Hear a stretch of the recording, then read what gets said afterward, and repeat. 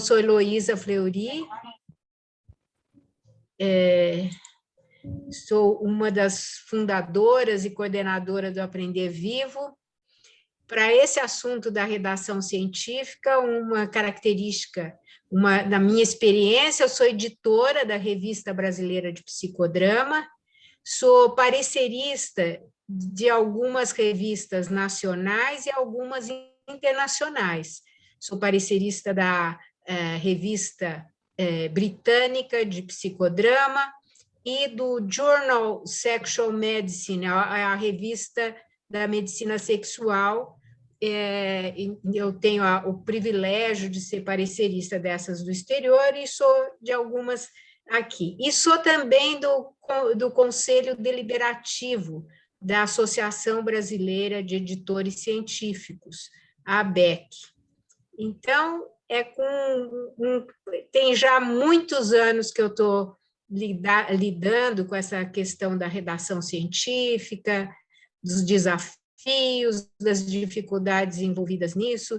Durante 20 anos eu fui orientadora, professora nessa área no Instituto Sede Sapiência, aqui em São Paulo, e na Faculdade de Medicina da USP, aqui em São Paulo, onde durante 15 anos eu fui orientadora. Então, realmente é um assunto que eu tenho um prazer enorme de estar aqui trocando ideias e lidar com isso. E nesse curso, nessa live hoje, vou estar junto com a Luísa Coelho. Luísa, você quer se apresentar? Claro! Então, hoje a gente está aqui para conversar com vocês um pouco sobre redação científica. Obrigada, Luísa, por, enfim, já falar de toda a sua trajetória, tudo isso que você tem para contribuir hoje com a gente. Eu sou a Luísa, eu sou de Brasília. Nesse momento eu não estou em Brasília, estou na França. Eu tenho mestrado, fiz meu mestrado em Psicologia da Saúde e, enfim, trabalho com pessoas surdas, sou psicodramatista e fiz meu mestrado na UNB. E desde o ano passado eu estou trabalhando com a Heloísa na edição do livro Psicodrama no Brasil, que é de uma coleção internacional. E aí a gente veio pensando na ideia de trazer essa discussão, de falar sobre redação científica, falar sobre a ciência e as coisas que a gente tem fomentado também no Brasil e no mundo. E sobre a importância disso agora na nossa atualidade, que a gente, enfim, está num mundo muito mais virtual, que traz muita riqueza para a gente também. Esse ano eu entrei também na Associação Internacional de Psicoterapia e Processos Grupais. Aí também estamos juntas, né, Heloísa, lá.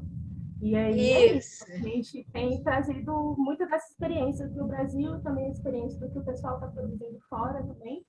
E aí a gente tem pensado em trazer essa discussão para vocês hoje. E aí vamos conversar um pouquinho também sobre a ciência, sobre a importância da gente produzir conhecimento e compartilhar conhecimento. Né, Luísa? Ótimo. Então, tá ótimo. Até quando você falou da minha trajetória, né, foi interessante que eu tive primeiro contato com redação científica exatamente nos Estados Unidos, aonde eu fui, por circunstâncias, eu fui aprender a escrever um artigo científico para fazer um mestrado lá. Nessa época, no psicodrama e na psicologia, as pessoas sabiam muito pouco. No geral, escreviam aquela coisa geral, assim, uma grande introdução. Não tinha um foco, não tinha todas as técnicas para tornar uma escrita melhor. E aí eu precisei fazer esse curso e que eu tinha que escrever um artigo científico. E aí eu me apaixonei. Foi realmente uma delícia. Quando eu cheguei aqui em São Paulo, era uma coisa nova, uma coisa que ninguém tinha ninguém tinha aprendido. Então, eu acho que assim, os americanos têm várias questões positivas, outras nem tanto, mas essa facilidade de organizar ideias é uma característica importante e que eu, nessa ocasião, aprendi, fiz lá esse curso, e de lá para cá tantas coisas aconteceram e agora nós estamos aqui querendo hoje conversar um pouco sobre isso.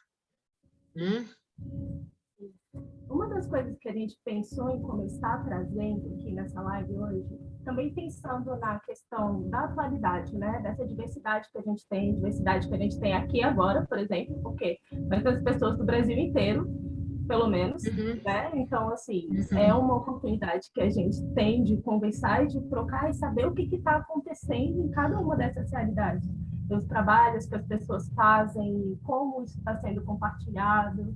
Então, uma das coisas que a gente pensou em começar trazendo foi pensar a importância de compartilhar os nossos trabalhos, o nosso conhecimento através da escrita científica. Porque hoje em dia nós temos muitas formas de comunicar o conhecimento, mas qual é o espaço da escrita científica, da redação científica, das publicações? Então, a gente queria trazer um pouquinho, primeiro, essa discussão, também conversar um pouco com vocês sobre isso. Legal. Será que eu falo um pouquinho e daí a gente escuta? Não é? Eu acho que publicar é uma coisa extremamente importante para o nosso desenvolvimento pessoal e profissional, né? Para a gente poder trocar, aprender. Quando surgiu a pandemia e de um dia para o outro eu tive que passar toda a minha clínica para o trabalho virtual, não fossem as publicações, a ciência viva que ia se atualizando e trazendo referências e tudo, teria sido muito difícil. Então, nessa ocasião, eu comecei a ler. Escrevi o editorial da Revista Brasileira de Psicodrama, que foi o artigo mais lido daquele número. Por quê? Porque todo mundo dizia, como é que eu vou entrar, como é que eu vou lidar com essa nova realidade? Eu tenho que aprender. Então, nessa ocasião, um russo escreveu um manual super interessante que eu pus no Facebook da revista, com muitas dicas, quer dizer, todo mundo compartilhando conhecimento. Então, acho que é um exemplo vivo de como a ciência está em movimento. Então, como é que eu vou entrar em contato com novas formas de trabalhar, novos aportes teóricos? Como é que eu vou me movimentar, evoluir profissionalmente? Daí a revista lançou também um número todinho sobre online. Agora a revista recebeu um artigo de uma colega da Bulgária, em que ela cita os nossos artigos. Então, eu acho que isso mostra uma ciência viva. Se a gente não publica, não compartilha as coisas que a gente vai desenvolvendo, vai aprendendo, perde a chance, né? Então, os artigos que o Marinho citou, que já escreveu há algum tempo, eles estão lá perdendo a oportunidade de ajudar alguém, né? Então, quando as pessoas falam, eu tenho um artigo na gaveta, ou eu tenho uma ideia que eu gostaria, nossa, aquela sessão foi revolucionária, eu consegui fazer de um jeito novo, tudo isso tem que ser publicado, né? Se não é publicado, ninguém fica sabendo.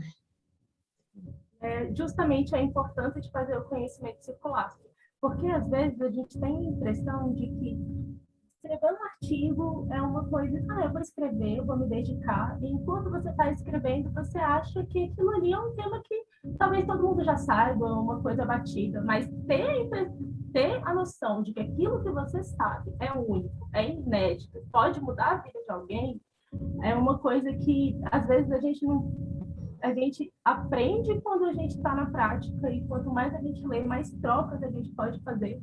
E talvez um artigo que a gente escreveu no Brasil pode parar na Bulgária, ou um artigo que a gente escreveu no interior de Santa Catarina pode ajudar alguém em Rondônia. Então, assim, é muito importante a gente ter essa prática e essa conversa que também é escrita, porque quando está escrito, a gente não perde. Então, agora, você falou uma coisa, Luísa, que me faz lembrar muitos alunos, né? Às vezes a pessoa tem a sensação que tem que escrever uma coisa que vai revolucionar. Então, as dicas ou uma sessão interessante, ou um projeto interessante, fala, mas precisaria revolucionar o mundo, né? Fica idealizado o que escrever, e daí não consegue escrever. Então, acho que uma coisa importante é a gente pé no chão, né? O que funcionou, o que eu refleti, o que eu acho importante trocar ideias. Na verdade, é bem mais simples do que essas idealizações que paralisam. Então, vamos conversar um pouquinho também sobre a tal da simplicidade. Como assim simples, Heloísa? Porque muita gente acha que redação científica é uma coisa de outro mundo, ou que para a gente publicar, a gente precisa Essa é a grande... Como assim? Essa é a grande fantasia. Então, aí que está. Precisa ter técnicas, né? Tem técnicas para escrever, para poder ficar uma coisa simples. Aliás, tem que ser simples. Quando a gente recebe, eu como editora de revista, recebo um texto de 60 páginas com milhões de focos, eu falo, daria isso aqui seriam 5, 6, 10 artigos. Por quê? Porque artigo tem que ir no ponto, né? Por isso tem que ter uma técnica para identificar esse ponto e realmente ficar uma coisa simples. Tem que ser simples. Né? Se essas coisas muito idealizadas, por isso tem que ter técnica. Será que alguém gostaria de compartilhar um pouquinho isso que a gente está falando aqui? Eu posso fazer uma pergunta? Pode. Eu queria saber se daria para dar um exemplo de uma técnica, para a gente só não ficar tanto essas técnicas, né? Tem algum exemplo para a gente poder atualizar o que é isso? Boa pergunta, excelente. Né? Uma das coisas, são várias técnicas, mas eu diria assim, que uma fundamental é ter um esqueleto, você planejar antes, não sair escrevendo. Quando você sai escrevendo, e vai, e é um prazer, né? Quem gosta de pensar, vai. Eu chamo, com todo respeito e amor, que se transforma numa grande introdução, mas perde o sentido de um texto científico que tem uma certa articulação, uma certa amarração. Então, uma técnica importante é um certo planejamento, e ter um foco. Então, esse é só um gostinho, né?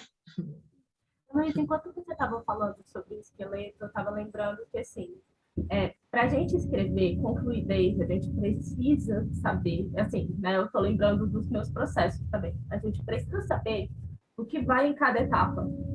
Porque para a gente não escrever uma grande introdução, eu não sei se vocês já tiveram essa experiência, não escrever uma grande introdução, a gente precisa saber o que vai na introdução, o que vai no método, o que vão nos resultados, o que eu vou discutir e o que eu vou falar no começo do meu texto, no final do meu texto, para integrar o texto todo. Então, assim, além do esqueleto, me parece que estudar o que vai em cada sessão é muito importante para a gente manter a nossa calma durante o processo, sabendo que eu não preciso falar tudo de uma vez no começo. As coisas têm um espaço, e tem um tempo, e tem um lugar no texto. Não sei, você acha que isso faz sentido? Você está perguntando aí para a plateia? Sim, eu vou fazer para a plateia e para a Heloísa também, porque quando você fosse sobre a grande introdução, eu acho que muita gente, às vezes, quando a gente quer escrever e aquele trabalho é legal, a gente pode colocar tudo no começo, às vezes. Então, vai escrevendo, vai. Quando eu digo uma grande introdução, não é uma introdução como a gente precisa, né? Uma introdução precisa, ela é parte desse planejamento. Eu chamo de grande introdução quando a pessoa vai falando sobre o tema livremente. E hoje em dia é valorizado ou você ter uma pesquisa, que pode ser um atendimento, uma experiência qualquer, mas é uma pesquisa. Você tem que ter um foco do que você vai escrever, que a pesquisa pode ter vários ângulos. Que ângulo que você vai olhar? Onde que você vai pegar uma lanterna e apontar a luz? Esse foco, ele vai direcionar o que você vai usar em cada sessão. Quando você não tem esse foco, fica uma escrita. Então, quando vem um assunto assim, por exemplo, o conceito de espontaneidade e criatividade no psicodrama, e a pessoa fala, não é, porque se você for fazer, de fato, um texto teórico, hoje em dia se valoriza que seja daí uma revisão bibliográfica, quer dizer, você vai, de fato, ter um foco, você vai pesquisar aquilo.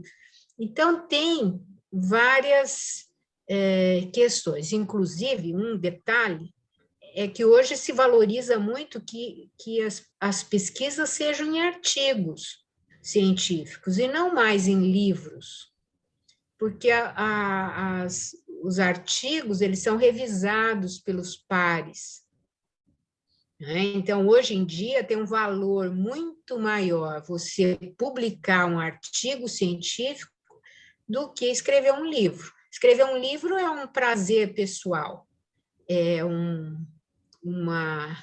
quase como que um filho, né? Dizem que para a gente ser feliz, tem um filho, escreve um livro e planta uma árvore. Bom, pode ser, mas para a ciência é muito importante o artigo científico, que tem a revisão por pares. Então, quando eu digo que eu sou parecerista de revistas nacionais, internacionais, a Luísa é parecerista da Revista Brasileira de Psicodrama, são pessoas que, geralmente, anonimamente, fazem uma revisão, dão sugestões, questionam pontos que não estão claros. Então, acaba que o texto fica muito melhor. Tanto que estão valorizando hoje ser ciência aberta, poder ser tudo aberto, no sentido, porque tem milhões de publicações, né? Se a gente colocar um tema qualquer no Google, vem milhões. Como é que você vai garantir que você está tendo acesso ao que tem de melhor? Então, aí são os artigos publicados em revistas que tenham uma boa avaliação, estejam numa base de dados reconhecida, porque daí você vai aprender coisa boa e vai poder ensinar coisa boa, ou pelo menos questionar coisas e inspirar outros colegas a irem além, né? O objetivo é sempre ir além. Estava até pensando aqui, né, que um objetivo da Aprender Vivo, em termos de missão, de valor, é dar espaço para a nova geração, valorizar, né? Então, aqui eu sou uma profissional mais experiente, estou aqui com a Luísa, que é a nova geração de redatores científicos, né? Então, e todos vocês que estão aqui poderão também ser novos redatores científicos. Então, a importância de estimular uma nova geração para estar aí questionando, indo além, né? Podendo tomar o que a gente está passando e ir além. Exatamente. Heloísa, enquanto você estava falando, eu lembrei daquela importância de escrever com fluidez. E você tem um texto que fala da escrita apaixonada, de você se colocar naquele texto, naquilo que você está fazendo. Então, assim, a ciência, a nossa espontaneidade, aquilo que a gente sente, o nosso posicionamento também, enquanto pesquisador, enquanto pessoa, tudo isso entra no texto. Então, você poderia falar um pouquinho mais sobre isso? Como é que a gente alcança essa fluidez para o processo de escrever não ser um processo tão sofrido? Porque, assim, quem já passou pelo mestrado, quem está passando pelo mestrado, quem quer entrar no mestrado, quem já está no doutorado, eu acho que, de vez em quando, por mais que a gente ame a pesquisa, a gente sente um sofrimentozinho aqui. Então, acho que é importante a gente falar também sobre essa fluidez que vem com quando a gente se envolve no texto. É interessante que eu acho que já há muitos anos, talvez antes de alguns terem nascido, eu publiquei esse artigo, né, que foi um dos primeiros artigos na Revista Brasileira de Psicodrama, em 1994, sobre redação científica. Tá? Quando eu cheguei, publiquei com o José Roberto Wolff, que é um dos autores de um livro básico de psicodrama. Então, nós publicamos redação científica. E tinha lá todas as como fazer, o que fazer, tal, muitas das técnicas para escrever. E daí, em 96, num congresso brasileiro de psicodrama, eu apresentei um que chamava Redação Científica Apaixonada. E esse texto, ele foi importante durante muitos anos. Eu acho que as pessoas me procuravam por conta desse texto. Nesse texto, eu falava da importância de integrar a paixão e a razão. Então, assim, para escrever, se você fizer uma coisa também sem pôr a sua alma, fica árido.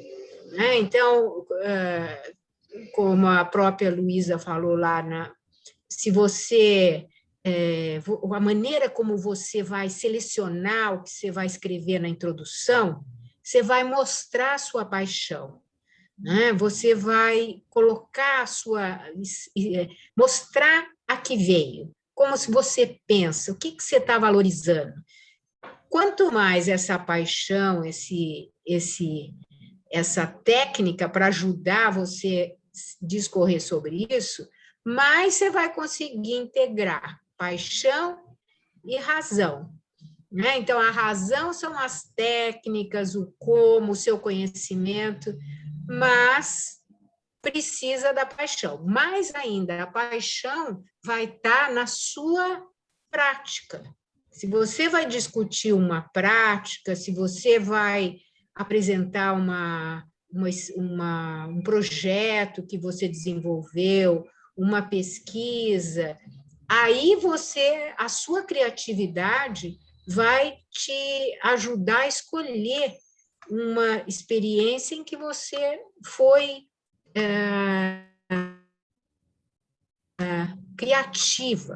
criativo, você bolou algo realmente gostoso, te deixou com uma sensação de muito prazer e você vai redigir isso.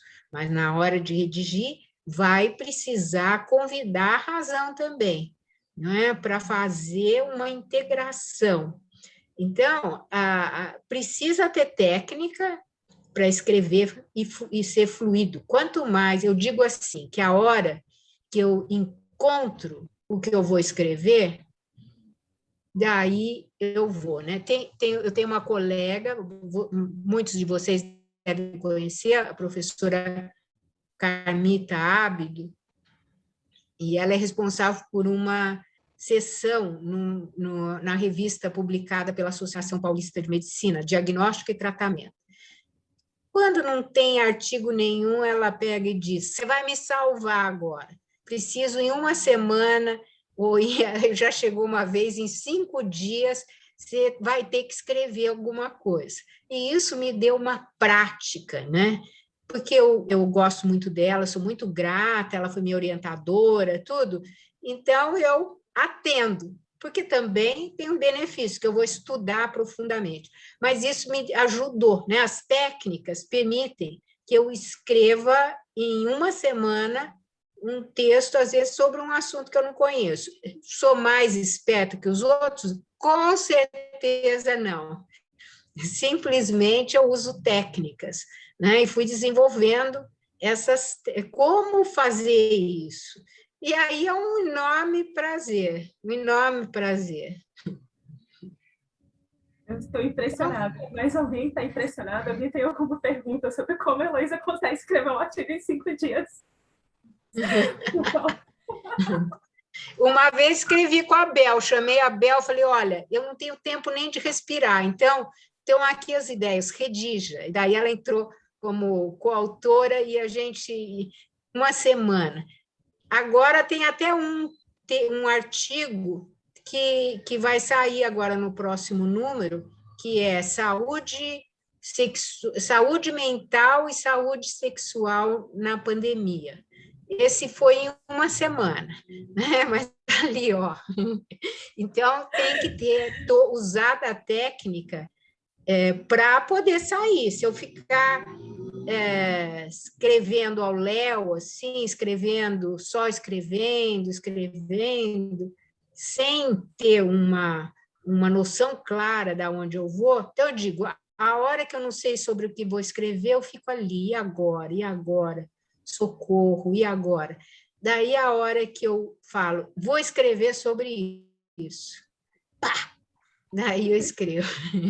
Então, mas não vão pensar que eu tenho nenhuma coisa além do que vocês têm. Simplesmente é técnica e experiência. Que nesse momento, a Luísa, como nova geração, e eu vamos estar trabalhando para passar esse conhecimento, essa habilidade, né? Porque na realidade é algo a ser desenvolvido. Tem Machado de Assis e outros tantos, eles talvez fossem escrevessem um dia um livro, sei lá, né? Tinham de fato um talento.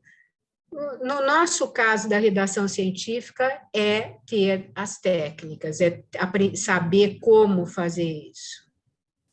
Conhecimento, clareza e fluidez. E experiência, Isso. né, Heloísa? Porque depois de 30 anos fazendo isso, eu acho que realmente dá para fazer um artigo em 5 dias.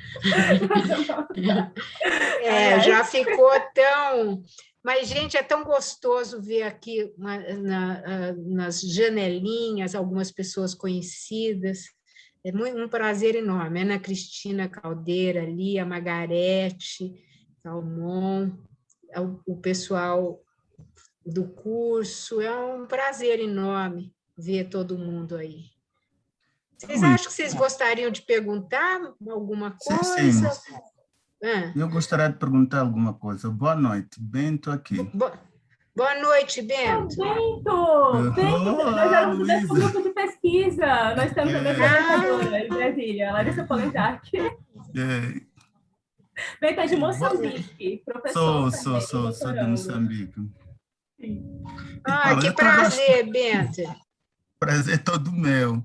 E agradeço por fazer parte desta conversa acadêmica que é bastante produtiva para mim. Deixou-me com muitas perguntas e sem resposta. Então, queria aproveitar a presença aqui dos colegas, em particular da professora e da Luísa, que nos conhecemos há bastante tempo, sensivelmente 2 anos aí, e para ver se eu não consigo sanar algum problema que acontece comigo quando eu escrevo. Eu não escrevo lá muita coisa, mas porque estou na universidade, é uma obrigação nossa a gente escrever e a gente tenta publicar. E das vezes que tem...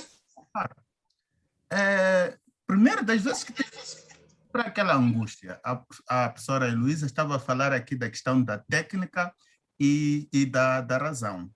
Eu sou moçambicano, como estava a dizer a Luísa, E surge um grande problema aqui. Quando eu quero escrever, há o problema da paixão. Qual é a paixão? A minha paixão é Moçambique.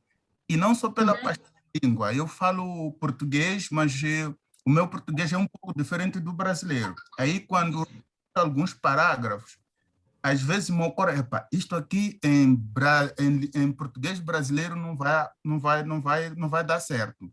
Aí eu fico, escreva assim, não escrevo, escreva assim, não escrevo. Ok, tem que escrever. Aí depois eu submeto, às vezes até em grupo de pesquisa, igual a que a Lúcia está a dizer, algumas colegas dizem, olha, Bento, mas isso não é assim. Mas eu digo, olha, e pergunto, não é assim, como é que é então? Eles dizem, não, tem que ser assim. Só que pela paixão, eu percebo que quando saio daquele não é assim, vou para o corretamento recomendado, perde aquela paixão de que eu queria que estivesse ali, como um moçambicano. Então surge uma outra paixão brasileira. Ultimamente eu digo, sou metade moçambicano, metade brasileiro. Surge a paixão brasileira, mas aí vejo que perdi a paixão moçambicana. E vem a razão, me cobra. Olha, mas você está a escrever assim. Não era bem assim como você queria escrever. Só que como a técnica diz isso, a razão diz isso, deixa lá assim. E veja, sem conta, eu submeti os artigos a algumas revistas brasileiras e vieram recomendações de grupos de revisores de pares. E exatamente aquilo que eu estava a pensar quando escrevia, que isso aí não ia dar certo. E eles dizem, não, mas isso você tem que mudar, aqui no Brasil não é assim. E eu digo, olha, mas se eu coloco assim, fica para o Brasil, por exemplo, um exemplo muito claro, aqui usa-se unidade de saúde, em Moçambique, centro de saúde. E eu estou na área clínica, como qualquer um sabe. E eu tenho que escrever unidade de saúde, mas o artigo tem que servir para aqui e servir para lá. Isso é de menos. Aleitamento materno e amamentação. Por aqui, o mais coloquial, aleitamento materno. Amamentação, se eu colocar isso para nós, é o mais comum. Estou falando de palavras assim muito, muito simples, mas há outras que dizem já que nem sequer em português brasileiro existe. E eu sou, às vezes, pela recomendação editorial, obrigado a seguir aquilo, porque senão o artigo não avança. E eles ainda dizem, se quiser voltar a submeter, ok, siga as recomendações e pode voltar a submeter. Só que aí fico pensando que eu perdi um pouco desse lado da paixão e às vezes da razão. Bento, eu me ouvindo você, eu fiquei pensando, perdeu a paixão moçambiquense, moçambicana, a escrita, sim. E a escrita ganhou para o leitor, né? Porque eu acho que tem várias questões. Quando a gente vai escrever, precisa contextualizar. Então, você está escrevendo uma experiência lá de Moçambique, depende também da revista, que uma coisa que a gente vai ver, cada revista tem normas. Então, ela aceita um artigo escrito em português de Portugal, de Moçambique, de Cabo Verde, ou ela aceita só o português brasileiro, né? Então, tem todas essas questões. E contextualizar. Eu acho que se é uma coisa feita em Moçambique, não cabe ser por unidade de saúde. Você pode até explicar ou ter uma nota de rodapé, mas acho que tem que manter o contexto claro da onde você está escrevendo. Agora, o que você está trazendo uma coisa muito interessante, porque os brasileiros vão escrever artigos em inglês, cada vez está sendo mais valorizado publicar em inglês para as pessoas poderem ler. Por exemplo, o editorial da revista eu publico em português e em inglês.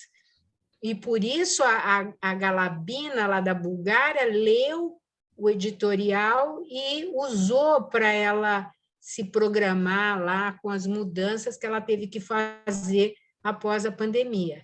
E muitas coisas escritas no estilo brasileiro ficam esquisitas quando traduzidas para o inglês, né? Quer dizer, como? Então, eu diria assim, as técnicas vão ajudar a deixar bem objetivo, para que possa ser compreensível para qualquer população, para todos. Então, a paixão é a sua prática, mas a escrita, ela precisa seguir também as instruções aos autores. Não sei se eu respondi bem a sua questão, Bento. Você quer complementar, Luísa?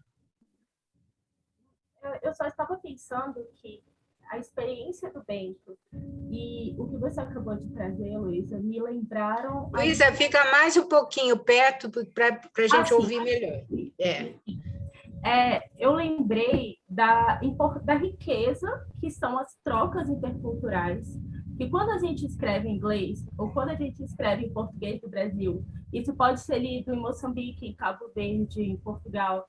Quando a gente escreve em uma língua e a gente espera que outras pessoas de outras culturas tenham acesso a esse escrito também, a gente está também compartilhando a nossa paixão, o nosso contexto, o nosso trabalho inserido naquela realidade. Mas é importante que a gente valorize a riqueza de ler também uma coisa que talvez não foi escrita naquela primeira língua.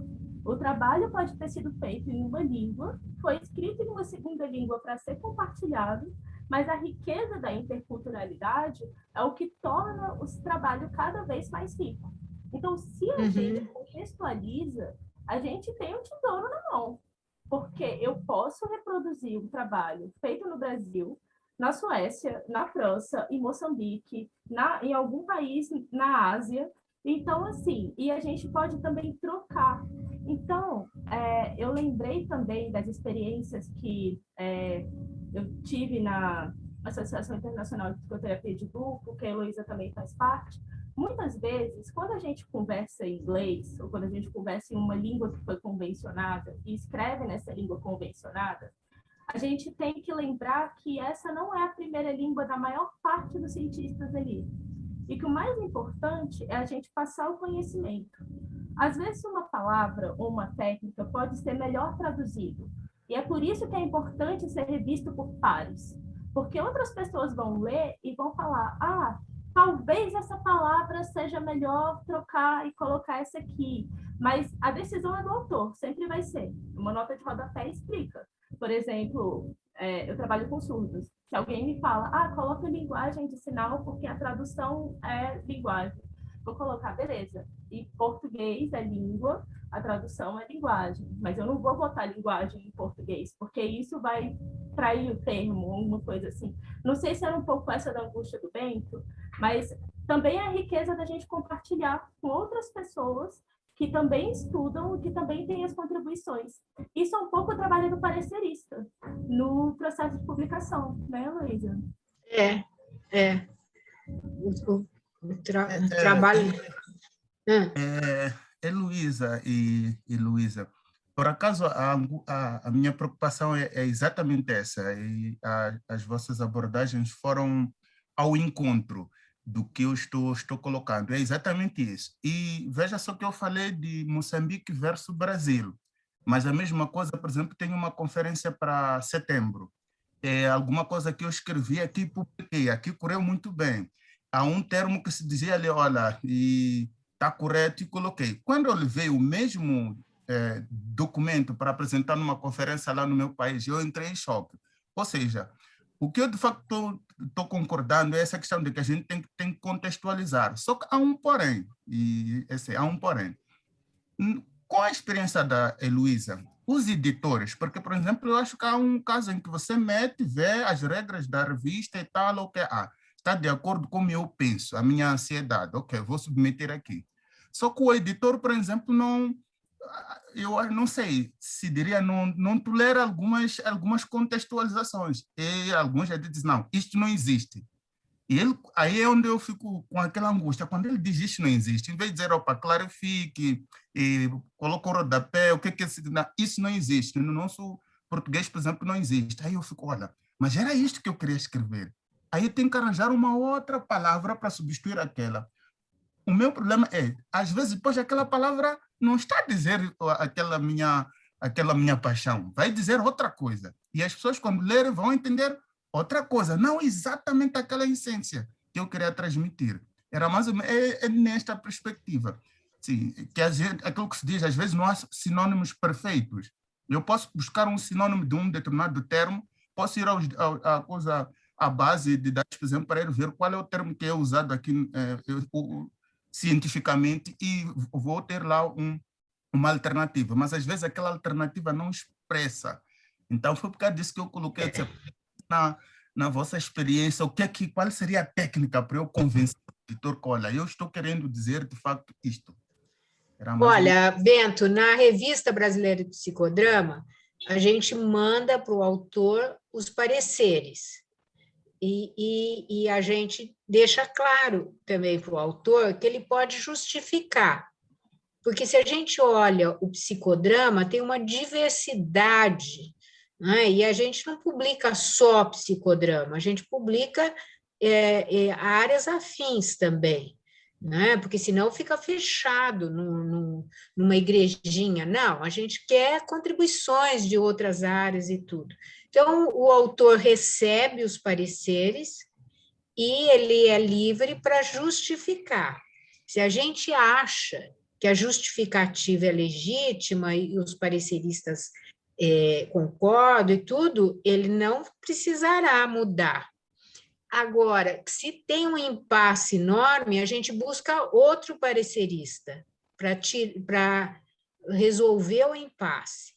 Agora, eu fico aqui pensando se você não está trazendo questões que são do idioma, né? A linguagem é algo vivo.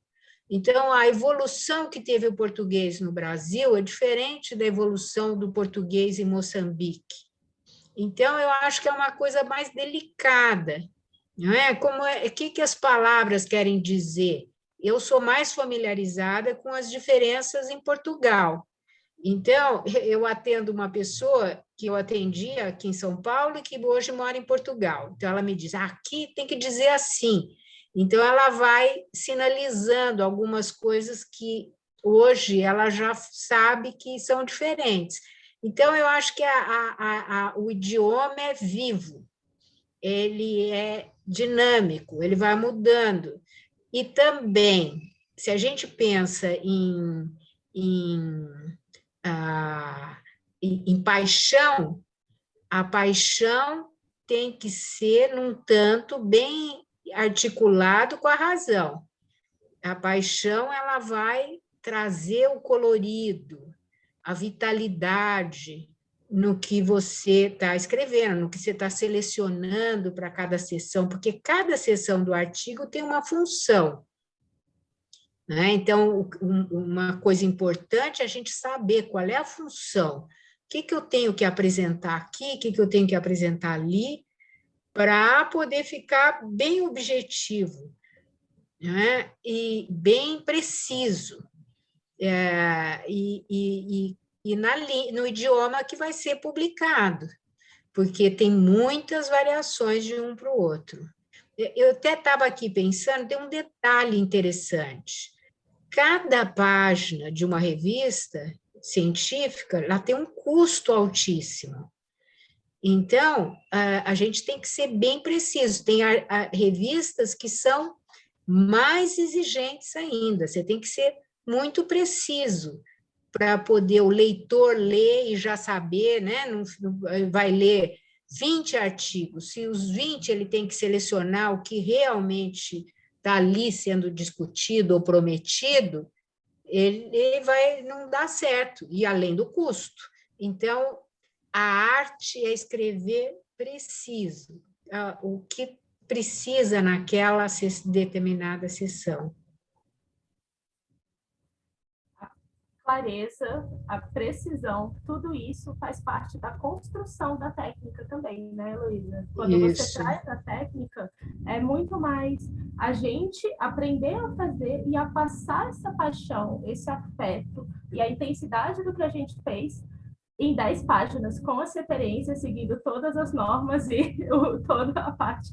Então, assim, essa parte, às vezes, é uma parte que, assim, pode parecer para algumas pessoas, ou enfim, que restringe, mas na verdade a norma e colocar dessa forma, colocar de um jeito claro, é o que permite que o conhecimento circule numa velocidade colossal. Porque em 10 páginas, se a gente consegue passar o nosso trabalho, a gente também vai conseguir escrever um livro sobre isso depois, mas o mais importante é passar aquela mensagem, para aquela mensagem chegar em algum lugar. E para isso a gente precisa do conhecimento, da teoria, da técnica e desse trabalho em conjunto que a edição também faz, né? Que os editores fazem, que a revista faz. Então, assim, é importante a gente conhecer também um pouquinho disso. Como a gente está mais assim se encaminhando para o final, talvez fosse interessante ver se vocês têm perguntas, têm alguma curiosidade do que a gente falou, gostaria de fazer alguma colocação.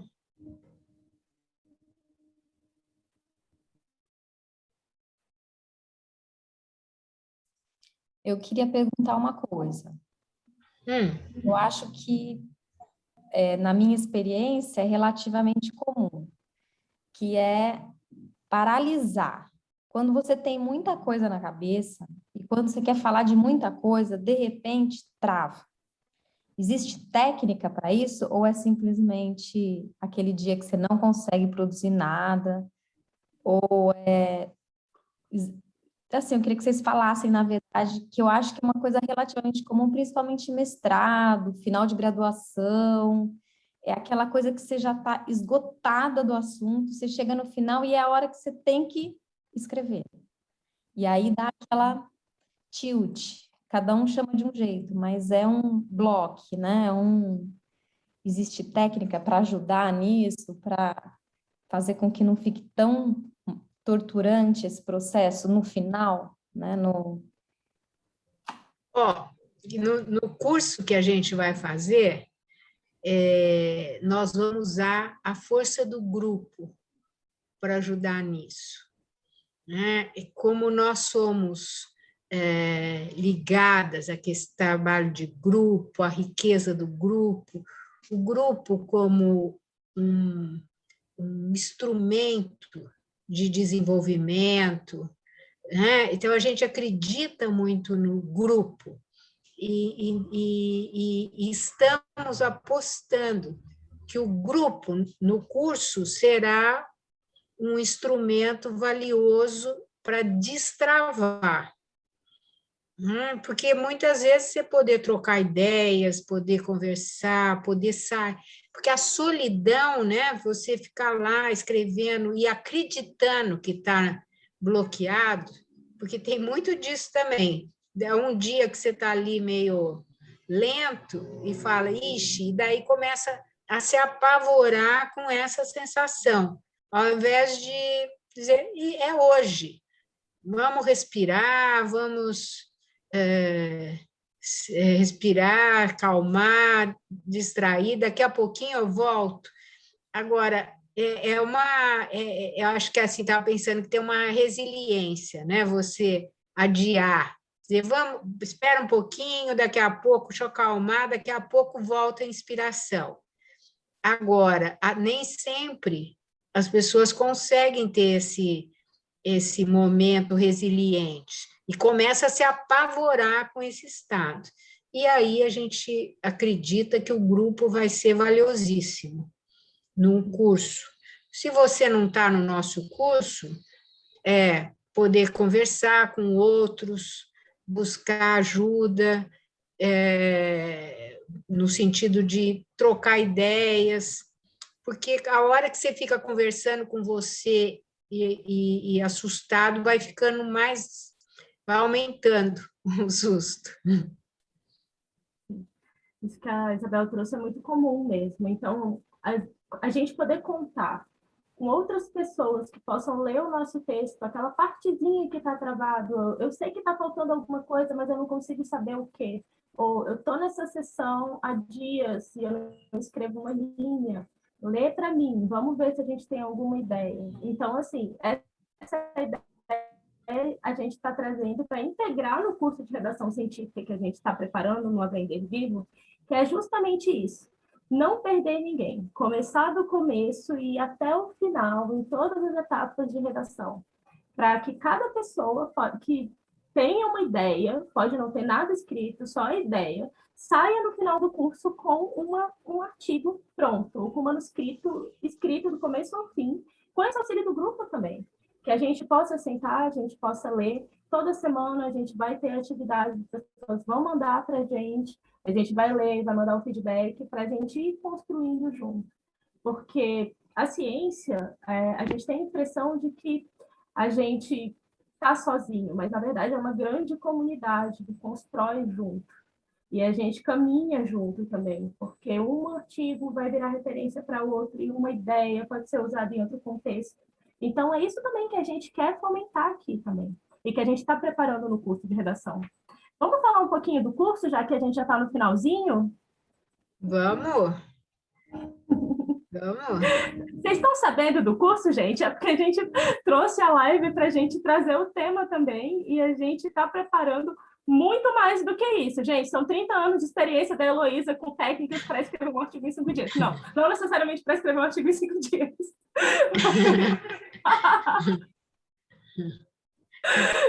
Ai. Vamos falar dessa ideia, Heloísa? Vamos. Do curso que a gente está preparando? Então, foi preparado com muito carinho, né? Juntando todo o nosso conhecimento, buscando fazer toda essa aproximação do que é necessário e também um conhecimento prático, né? A ideia é que seja um curso bem prático, bem simples e prático, e que tenha um aspecto fundamental, vai ser um acompanhamento da produção de cada um. Né? Então, muitas vezes, a gente produz algo e fica sem um feedback para poder aprimorar aqui, focar mais lá. Então, a nossa ideia, para não perder ninguém, todo mundo finalizar um artigo publicado na Revista Brasileira de Psicodrama ou em outra, né? A ideia é produzir um artigo para poder ajudar nos próximos, né? Mas então ter essa experiência de finalizar um artigo, o grande ponto desse curso vai ser esse feedback. Quer dizer, todo mundo vai ser acompanhado para poder ir aproveitando o melhor de cada um. Né? E essa coisa do grupo e a ideia de também formar, né? De vocês poderem aprender coisas, serem informados do que é importante, o que é fundamental para conseguir chegar lá, e vai ter, então, as tarefas, né? Nada que vá matar ninguém, mas poder, que é a parte prática, né? Então, vocês vão, mas a ideia é ir crescendo, né? A cada momento fazer algo, ter um feedback e, com isso, ir evoluindo o texto. Você quer complementar alguma coisa?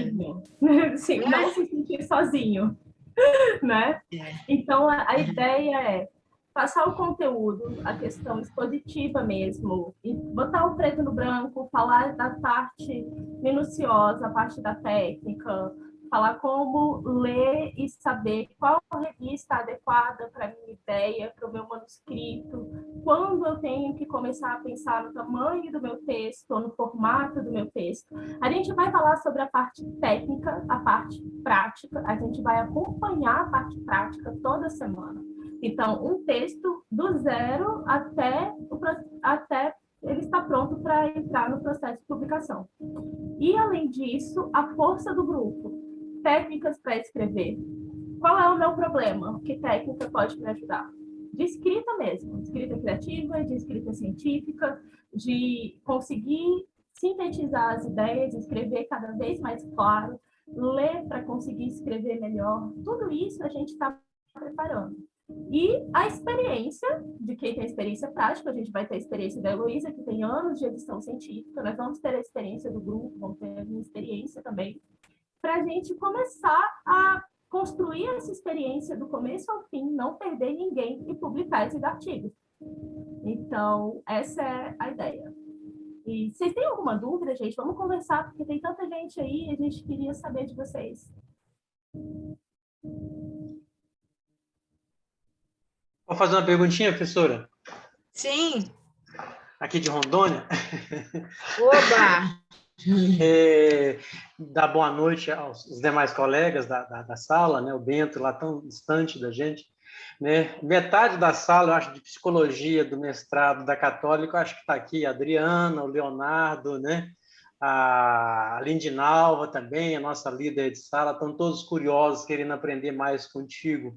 E me intriga muito quando uma professora, né, extremamente sofisticada, que combina o óculos com o brinco, combina a blusa com o batom, fala que a gente consegue escrever de uma forma simples, né? Realmente, o falar é algo maravilhoso, mas realmente quando vem a produção científica, vem aquela questão do peso, né? E muitas vezes essa sobrecarga nos leva a isso que a Isabel comentou com muita propriedade, em uma estagnação e dá um branco que realmente parece que a gente não vai produzir nada. E eu vou fazer o possível para participar do curso, né? Mas gostaria de saber da professora, nessa questão editorial, duas coisas. Por exemplo, na sua revista, que você é editora, leva um certo tempo e é muito cara essa produção, né? Até, vamos dizer assim, para publicar aquilo ali.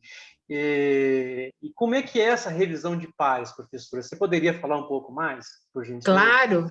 Quer dizer, todo artigo, manuscrito, que chama antes de publicar, ele é submetido à revista. Então, num primeiro momento, a gente vê se segue as regras das normas da revista. Por quê? Porque os autores têm acesso às instruções aos autores. Então, se está formatado corretamente, se está... Então, ele passa por uma revisão muito superficial. Em seguida, se atende a essas questões básicas, a gente olha se tem referências, que tipo de referência, passa por um exame de similaridade para ver que a questão do plágio, né? Tem que ter uma porcentagem baixa de similaridade.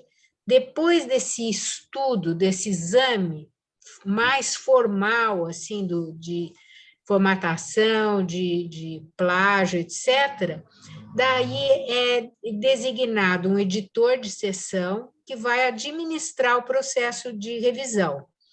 Esse editor de seção nomeia 2 pareceristas, que são profissionais experientes na área do artigo e que vão fazer uma revisão. O artigo está seguindo as sessões, tem uma clareza, tem objetivos claros, tem uma discussão, então é olhado do ponto de vista de conteúdo. E aí o parecerista, se é um artigo que foi bem elaborado, que está dentro dos conformes das normas, daí o autor recebe as sugestões para melhoria. Então, ele vai receber recomendações dos pareceristas. Aquilo que ele concordar, ele vai modificar. Então, muitas vezes é dito assim, você tem que explicar melhor o que é isso, aqui não está claro, o objetivo está difuso, não está claro, você não colocou, não descreveu como que você fez a metodologia, você só, por exemplo, muitas vezes a pessoa diz, o trabalho foi maravilhoso. Bom, mas como foi o trabalho? O leitor que vai concluir que foi maravilhoso. Estou falando uma coisa meio básica, mas só para ver. Daí ele vai dizer, olha, você precisa descrever como é que foi feito. E aí você vai melhorar o artigo. Então, o parecerista é um grande colaborador. Vai cooperar, vai dar dicas. E aí você melhora o artigo, volta para os pareceristas, e aí está tudo bem. Então, é um processo. às vezes falta alguma coisinha, daí pede para revisar de novo, e a hora que está bom, né, que o conteúdo está bem, daí vai para uma revisão profissional do idioma, do português, da conjugação, do sistema APA, é uma revisão daí profissional, para preparar o texto para publicação. Vai formatar, vai ver se está todas as referências certo e tudo, e aí é publicado.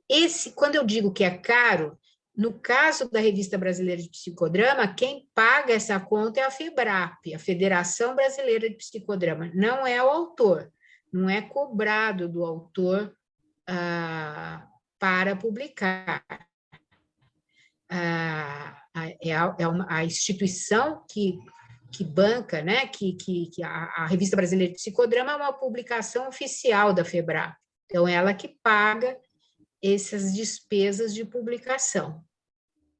Respondi a sua pergunta, Aninha? Sim, professora, muito obrigado. Hoje a senhora fez um comentário aí, eu vou fazer mais uma pergunta, se me permitir, mais a Luísa Coelho, né? Professora, para quem está começando agora, vamos dizer, a gente ainda estava discutindo isso no grupo hoje, a gente abraça a BNT ou abraça a APA, o que a senhora recomendaria em termos de tem uma bagagem, uma estrada aí, o que a senhora nos recomendaria em termos de produção? Olha, sempre você tem que olhar as instruções aos autores da revista que você quer publicar, porque ela vai dizer se é a APA, se é a BNT.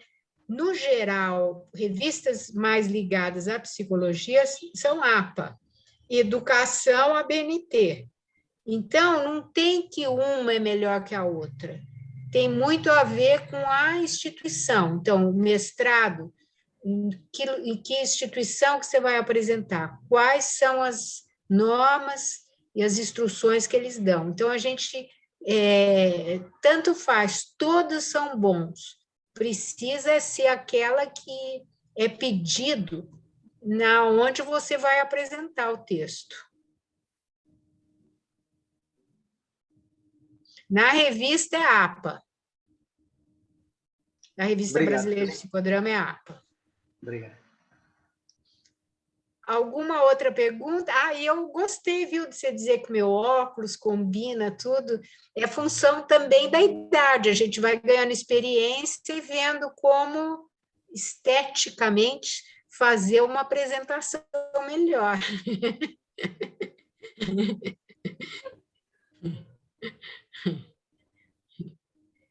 E aí, mais alguma pergunta?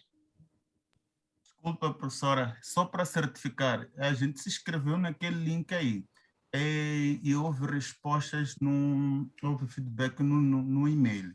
Vamos sempre receber o período da aula por e-mail, ou a gente tem que saber que é 19 horas às terças-feiras? Eu não entendi. Não, só hoje que é 19 horas, terça-feira. O curso vai ser aos sábados, das 14 às 16 horas. Tá bom. Okay. No link que a Isabel mandou, tem todas as informações sobre o curso. Vocês vão encontrar também o programa do curso. E qualquer dúvida que vocês tiverem, a gente está disponível para responder também.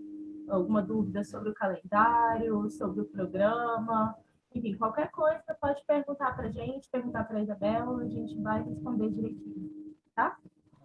Então, aqui no chat tem o telefone, o telefone, isso é antigamente, né? O WhatsApp, para poder esclarecer as dúvidas.